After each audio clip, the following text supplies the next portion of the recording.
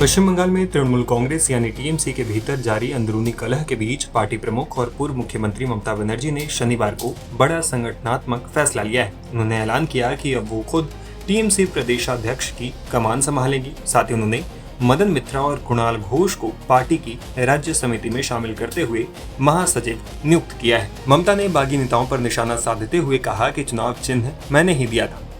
2026 के चुनाव में आपके नामांकन पर हस्ताक्षर मैंने ही किए थे। चुनाव के 2 महीने के भीतर ही आप गद्दार कैसे बन गए, इसकी भी कोई सीमा होनी चाहिए। आप अभी बीजेपी के साथ हैं, जो ऐसे नहीं चल सकता, क्योंकि टीएमसी की विचारधारा बीजेपी विरोधी है। बागी नेताओं को ममता ने गद्दार भी कहा। उन्होंने कहा कि वे गद्दार बीजेपी की इच्छा के अनुसार काम कर रहे हैं। मैं उनसे कहूंगी कि वो सीधे जाकर बीजेपी में शामिल हो जाए। याद रखें, मैं भी जिंदा हूँ। पार्टी का चुनाव चिन्ह कहीं नहीं जाएगा। अगर आप मुझे रोकना चाहते हैं तो आपको मुझे मारना होगा।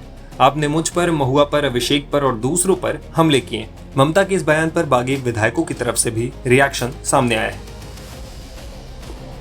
ये बात तो हम लोग भी बोल रहा है, ये पुलिस हमारा भी केस नहीं ले रहा है। ये तो बंगाल का जो सिनेरियो है, पुलिस और बीजेपी जो कर रहा है, हमारा बंगाल का तृणमूल और कांग्रेस को तो ये टच्चा चल रहा है। ये बात तो हम लोग का भी है।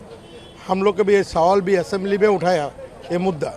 तो ये तो ममता जी के खुद उसका बात है, ये तो नहीं है। ये बात तो हमारा भी है। ये अभी नया सरकार आने के बाद हम लोग का जो अस्ता था, लेकिन वो लोग पुलिस एंड बीजेपी का गुंडा लोग ग्राउंड लेवल पे जो कुछ कर रहा है, ये सही नहीं।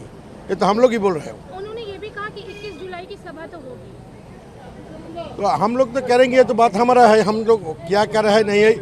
हम लोग 21 जुलाई हम लोग का सेंटीमेंट है, हम लोग बनाएंगे, करेंगे। चंद्रिमा भट्टाचार्य जो कि ममता के साइड में थी, उन्होंने सभी पोस्ट से रिजाइन दे दिया और वो आज देखा गया कि आप लोगों के साथ में वो मिले। ये चंद्रिमा भट्टाचार्य बोल पाएंगे। वो हमारा घर में आए थे, बैठे थे, एक साथ भी चा पिया है। ये बात बोल पाएंगे आपको।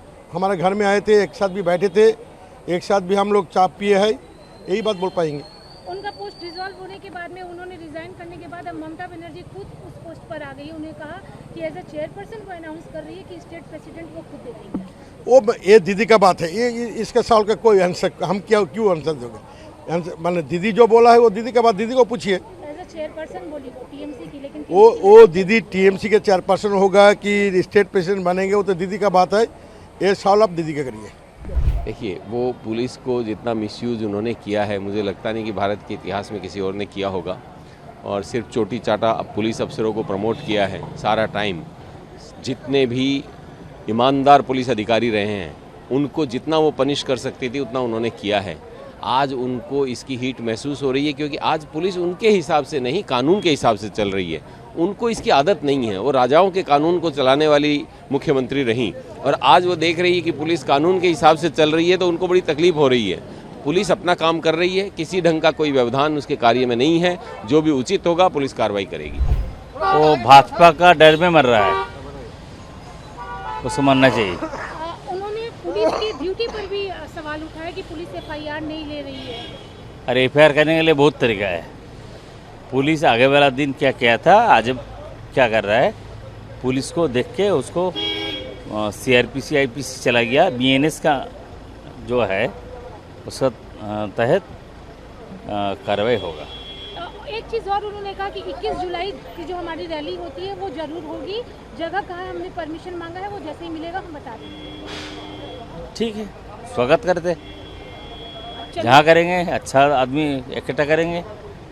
लेकिन उन्होंने ये भी कहा कि मुझे पता है कि बीजेपी हमारे लोगों को आने नहीं देगी, बस में नहीं। ये उसका आदत है, पहले किया था ना। अभी भाजपा का ऐसा आदत नहीं है। वो अकेला जाएगा तो अकेले साथ 20 आदमी जाएगा।